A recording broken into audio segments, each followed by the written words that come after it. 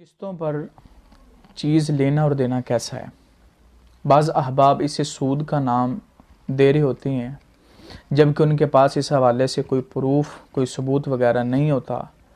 شریعت اسلامیہ اس کاروبار کے حوالے سے کیا فرماتی ہے؟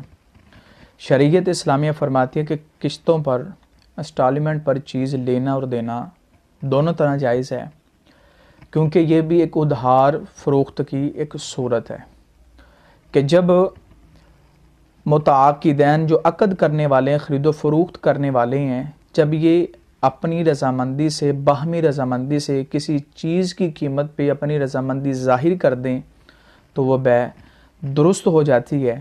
تو شریعت اسلامیہ فرماتی ہے کہ یہ بیع بالکل جائز ہے جب تک یہ اسلامی اصولوں سے نہ ٹکرائے۔ ان میں بعض صورتیں ایسی پائی جاتی ہیں جو جائز نہیں ہیں، جو اسلامی اصولوں کے خلاف ہیں، جیسے